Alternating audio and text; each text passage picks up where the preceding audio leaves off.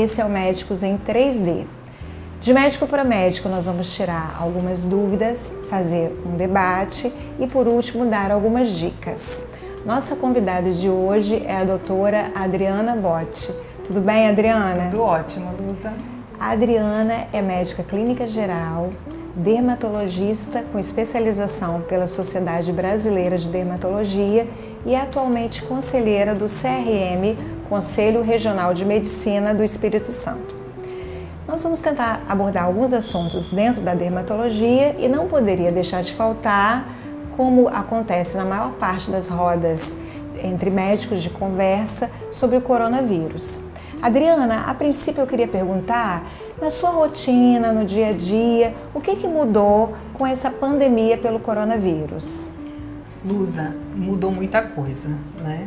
Na área profissional, como médica, a gente já tem um cuidado muito intenso com a higiene entre cada atendimento, mas com a pandemia nós tivemos que redobrar esses cuidados a cada atendimento de cada paciente. Já na minha vida pessoal, eu senti também um impacto forte do distanciamento com a minha mãe, que era muito presente, né? Ela ainda é, né? Atualmente ela já tem voltado mais a frequentar a minha casa, mas sempre de máscara. Uma coisa que me deixou assim muito preguiçosa foi o supermercado, porque a gente tem que chegar hoje do supermercado e é um trabalho muito grande. Virou uma missão. Missão, supermercado, lavar, higienizar item por item antes de guardar na geladeira ou na despensa. Isso aí mudou, foi um impacto muito grande na minha vida. É verdade. Imagina para mim que não gosto de supermercado. Então, em termos assim dermatológicos, a gente sabe que o coronavírus é uma doença multifacetada, né? A doença causada pelo coronavírus. Eu tenho até uma colega que colocou uma expressão que eu achei interessante, dizendo que é como se fosse um álbum com muitas figurinhas. Talvez um vírus com mais figurinhas nesse álbum do que os outros vírus. Então, assim, a gente está muito acostumado a ver o coronavírus como manifestação respiratória, mas eu sei que também tem muitas manifestações dermatológicas.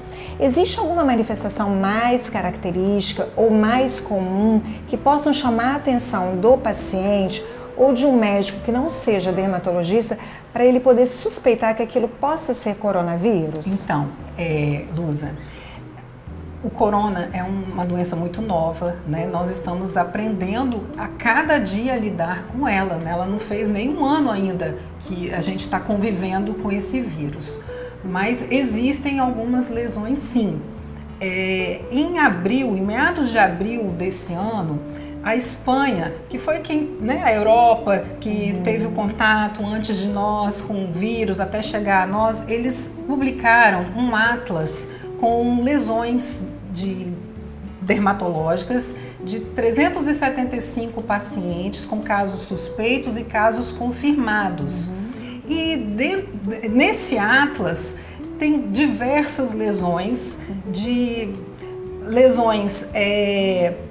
algumas delas que chamavam mais atenção, que eram mais comuns, que eram eritema, edemas, acrais, que fala, né? Nas mãos, nos pés, às vezes dava vesícula, às vezes dava pústula, geralmente em paciente internado na UTI, chamavam até em dedos de Covid. Isso aí a gente tinha mais relato disso aí. Mas além disso, surgiam também lesões vesiculosas, que são pequenas bolinhas, lembrando casos de catapora, né, a varicela. Certo. Tá? Lesões também urticariformes, numa quantidade até bem relativa, quase 19, 20% de lesões urticariformes que remetem a uma alergia. Chega a coçar, então. Coçar, fica vermelho, né? Fica vermelho, inchado. demasiado, inchado. E interessante que muitos casos, muitas lesões dermatológicas vinham antes até de sintomas respiratórios. Vinham precedendo, né, pacientes assintomáticos ou precedendo os sintomas respiratórios. Outra lesão muito interessante era semelhante a pitiríase rósea.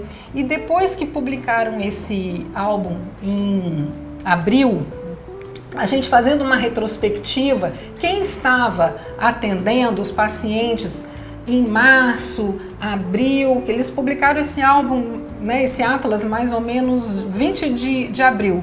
Nós fomos fazendo uma retrospectiva e aí a gente foi entender que a gente atendeu muito caso de pitiríase rósea no consultório nesse período de pandemia. E aí a gente faz uma reflexão, será que era pitiríase rósea mesmo? Ou será que já não era paciente infectado pelo Covid e a gente não sabia, então a gente não pensou no diagnóstico, né? E além disso ainda tem outras lesões, vasculites, enantemas, lesões de palato. Então hoje em dia, quando o paciente surge lesão nova na pele, do nada, assim, muito agudo, ou até às vezes fica cronicamente um quadro assim mais arrastado, o Covid tem que fazer parte hoje do diagnóstico diferencial isso, né? desses casos. E a cada dia a gente está aprendendo coisa nova. Mais, né? Aprendendo mais. Realmente é um universo muito novo pra gente isso, muito, né? Muito novo. E você chegou a ver no consultório essas lesões típicas de Covid nesse período aí, março, Sim, abril? alguns casos semelhantes à varicela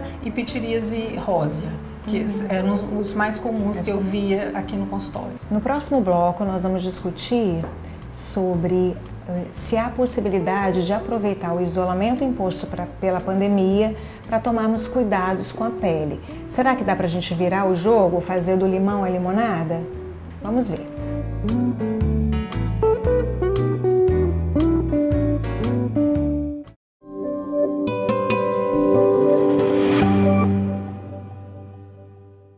Voltamos com Médicos em 3D, dúvidas, dicas e debates.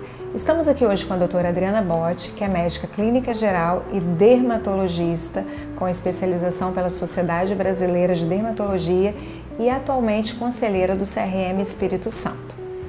Adriana, então vamos lá, né? A gente está no meio dessa pandemia, fazendo esse isolamento e a gente só tira disso, parece que a gente está vivendo um drama e realmente é um tempo histórico, né? Nossa geração nunca viveu isso. E eu percebi assim nos meus pacientes, que os pacientes a princípio se esqueceram, né? Na minha área, assim, os pacientes comeram demais, ganharam peso, mas agora parece que tem um despertar para eles voltarem, abraçarem a saúde, cuidarem dela. Não sei se na sua área aconteceu isso. E assim, minha pergunta mais do que isso é, dá pra gente aproveitar esse isolamento? Em algum momento, existe como tirar alguma vantagem desse momento histórico? Sim, Luza. Como você disse, né, na dermatologia nós também percebemos isso, né? Logo nos primeiros meses que nós fomos afetados, fevereiro, março, abril, a gente percebeu que as pessoas estavam em casa, comendo muito, deixaram de fazer seu exercício físico, muito difícil fazer o exercício físico isolado. Em casa, manter a rotina em casa. E a gente percebeu também que os cuidados da pele também foram deixados de lado, né? Quem estava no seu tratamento de melasma foi deixando meio que de lado. Tinha outras coisas, né? Outras preocupações em mente. Tem também a questão da retração econômica, isso tudo também afeta, né? Porque em geral os tratamentos dermatológicos são não são baratos, né? A gente sabe que não é um tratamento barato. Mas nos últimos meses a gente percebeu realmente um despertar. Quem estava comendo muito percebeu que está na hora de voltar, fazer fechar a boca, fazer uma atividade. Quem se olhou no espelho percebeu que a pele está mais manchada, vamos voltar a tratar.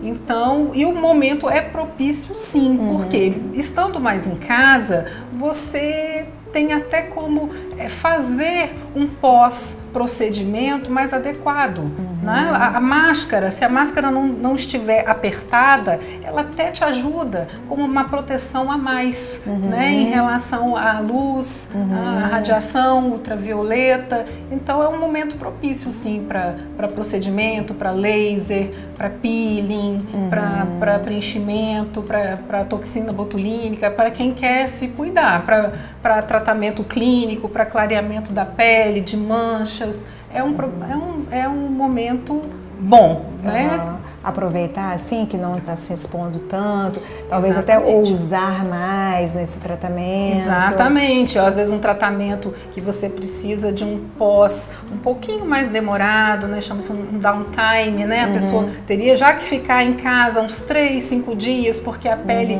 vai escamar mais, vai dar mais crostinha. Então, a pessoa já está em casa, então você já aproveita, é o momento. E esse monte de procedimentos que a gente tem, né, dentro da dermatologia, é uma área muito rica, né? Tem algum procedimento que o paciente percebe que tem retorno mais rápido, que ele possa fazer um investimento dele, financeiro e de expectativa e ter um retorno mais rápido? Ou todos os procedimentos têm mais ou menos ali o mesmo tempo de retorno, ele vai perceber mudanças na pele na mesma maneira ou um é diferente do outro? Explica isso pra gente. Cada indivíduo é único, né? E cada um tem a sua necessidade. Mas, por exemplo, os procedimentos que você vê um resultado ali na hora, por exemplo, é um preenchimento.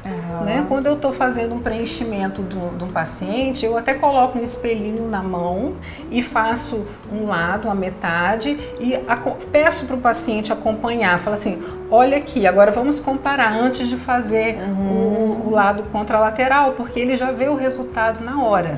Né? A toxina botulínica não é imediata, mas com poucos dias ele já vai começando a ver também já o resultado. Uma semana, 10 dias, ele já está lá com a toxina toda, né? Toda bonitinha, toda esticadinha. Existem alguns aparelhos, né? Lasers, que você, ultrassom, microfocado, que você tem até uma resposta ali na hora, você termina de fazer o procedimento, você vê até um efeito lift, mas na grande maioria dos tratamentos você precisa de sessões, programar isso aí, e o resultado é a longo prazo. Você vai tendo estímulo de colágeno, né? Então você vai aguardando isso acontecer. Assim também como os bioestimuladores de colágeno, que é o hidroxiapatita de cálcio ou o ácido polilático, que são substâncias que você injeta na pele, tanto na face como no corpo, e ela vai estimular a sua produção de colágeno. E isso leva tempo, leva alguns meses para você perceber o resultado. Aí o paciente precisa ser alertado para isso, né? Senão ele se sente ansioso. Mas geralmente, Luza, não existe uma coisa única, né? Você vai fazendo associações de tratamento para você envelhecer bem. Porque o foco é esse, não é mudar, né? Não mudar o rosto da pessoa, e sim o corpo, né? Não é o nosso foco. Como dermatologista, é envelhecer bem. Dá a sua dica que você gostaria de entregar para quem está assistindo a gente, para médicos que não têm muita noção de dermato. Olha, a dica que eu dou a dica do dermatologista é não deixe de usar o filtro solar, de preferência indicado pelo seu dermatologista. E a minha segunda dica é deixe cuidar da sua pele aquele profissional que estudou a vida para isso, né? Que é o médico dermatologista. Antes de você marcar sua consulta, verifique se aquele profissional que está dizendo que atua naquela área e que está dizendo que é especialista naquela área, realmente de fato, é muito simples. Você entra no site do Conselho Regional de Medicina, busca pelo nome daquele profissional e você vai ver se aquele profissional realmente é especialista na área ou não. A minha dica é essa, né? Deixe cuidar da sua pele, tanto o tratamento clínico como o tratamento estético, o profissional que foi capacitado para isso, que é o médico dermatologista.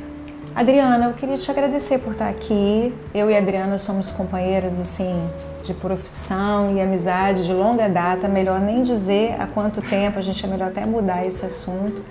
Mas Verdade. Eu gostaria demais de te agradecer. Foi um prazer estar aqui com você. O prazer foi meu. Esse foi o Médicos em 3D, debates, dúvidas e dicas.